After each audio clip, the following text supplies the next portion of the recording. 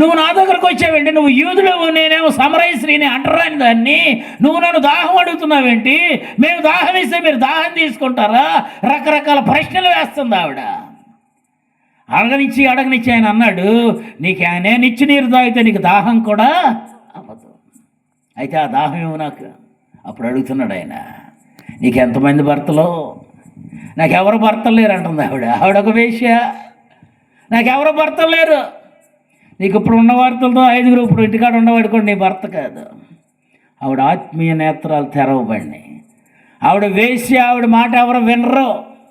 కానీ ఊరి మధ్యలోకి వెళ్ళి సాక్ష్యం చెప్పింది. ఏమిటయ్యా అంటే, రండి నేను చేసినవన్నీ నాతో చెప్పిన యేసయ్యని మీకు చూపిస్తా అన్నప్పుడు ఊరు మొత్తం వచ్చిందండి, సాక్ష్యం చెప్పింది. హల్లెలూయా చెప్పండి, గట్టిగా చెప్పండి అమ్మ, నేను ముగిచ్చేస్తున్నాను. హల్లెలూయా. ఆ వేశ్య ఊరి మధ్యలోకి వెళ్ళి చెప్పింది. ఎవరు ఆ యొక్క మాట నమ్మేవాళ్ళు కాదు. ఆవిడ ఊరు మొత్తాన్ని మార్చింది. నువ్వెంతమందిని నడిపించే నీ సంఘానికి? మా ఇస్రాయేల్ గారు ఎప్పటికప్పుడు అయ్యగారు సంఘం ఎట్టాగండి. ఒకప్పుడు మంచి సంఘం, పెద్ద సంఘం, భారంగా పెట్టిన వాడు దైవజెండా. ఆయన ఇవాళ బలహీనుడు అయిపోయాడు శారీరకంగా. కానీ దేవుణ్ణి బట్టి దేవుని వైపు చూస్తూ పరిచర్య చేస్తున్నాడు. చాలా నమ్మకమైన వాడు ఆయన. ఏమండి, సమరయ స్త్రీ ఊరి మధ్యలోకి వెళ్ళి సాక్ష్యం చెప్పింది. రాహాబు అనే వేశ్య తన ఇంటి వారిని రక్షించుకున్న తన లక్షణాలతో ఒకరికి సాక్ష్యాన్ని ఇచ్చి, ఒకరికి ఆశ్రయాన్ని ఇచ్చి. ఎస్తేరు ఏం చేసిందయ్యా అంటే, తన జాతి వారి ప్రాణాలను రక్షించింది. ఎవరిని? ఇప్పుడు నేను చెప్పాను, ఇరాన్ దేశం అనేది బైబిల్ గ్రంథంలో ఉంది, పర్షియా సామ్రాజ్యం అది. అప్పుడు హామాన్ అనేవాడు ఉన్నాడు. ఆ హామాన్ అనేవాడు ఎస్తేరు గ్రంథంలో మనం చూస్తాం, వాళ్ళ తండ్రిని చంపించేశాడని ఆ హామానే ఈ ఎస్తేరు గ్రంథంలోనికి వచ్చి ఈ యోధా జనాంగాన్ని అంతని చంపేయాలని ప్లాన్ వేసాడు. 1 కోటి మంది జనాభా ఉన్న ఆ యొక్క బబులోను సామ్రాజ్యంలో 15 లక్షల మంది ఉన్నారు ఎస్తేరు జనాంగం, యోధా జాతి. అప్పుడు ఆయన అంటాడు, మొర్దెకై వాళ్ళ చిన్నాన్న, నువ్వు రాజుగారి దగ్గరికి వెళ్ళి మన జాతిని చంపేయాలని హామాన్ అనేవాడు తీవ్రంగా ఒక అధికారం తీసుకున్నాడు.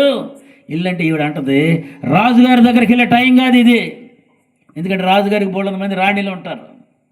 ఇది రాజుగారి దగ్గరికి వెళ్ళే టైం కాదు అంటే అప్పుడు ఆయన అంటాడు, ఎంతకాలం నువ్వు వెళ్ళలేదేమో కానీ ఇప్పుడు నువ్వు వెళ్ళాల్సిన టైం వచ్చింది.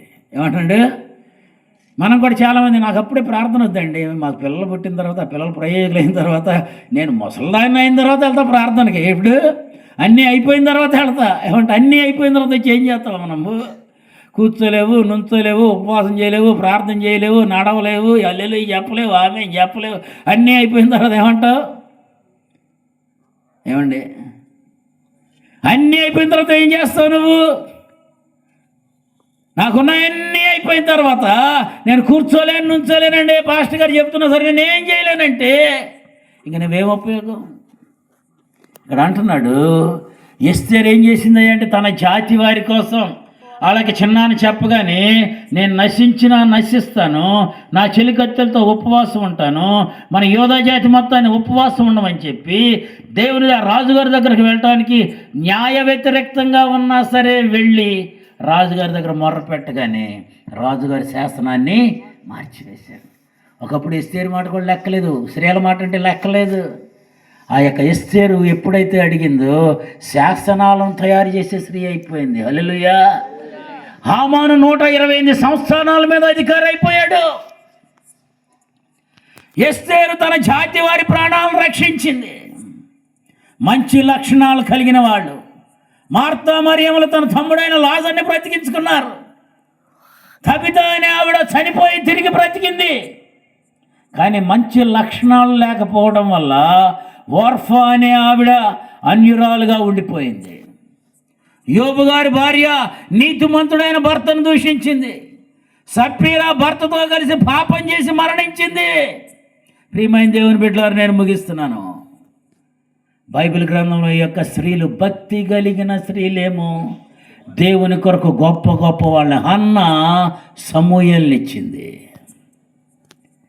అదేవిధంగా యోసేపు ఇంట్లో తరిమివేయబడ్డాడు. తల్లి ప్రేమ లేదు, తండ్రి ప్రేమ లేదు, అన్నదమ్ముల ప్రేమ లేదు, ఒక అధికారి అయ్యాడు. దానియేలు యొక్క రాజ్యాధికారాన్ని కూడా, రాజుగారి యొక్క శాసనాన్ని కూడా లెక్క చేయకుండా దేవుని వైపు తెచ్చాడు. వాళ్ళ మన పరిస్థితి ఏంటి? నమ్మకమైన స్త్రీలు కావాలి. నాకు బలవంతం అయిపోయిన తర్వాత వస్తానంటే నువ్వేం చేయలేవు. నాకు బలము ఉన్నంత వరకు చేయలేను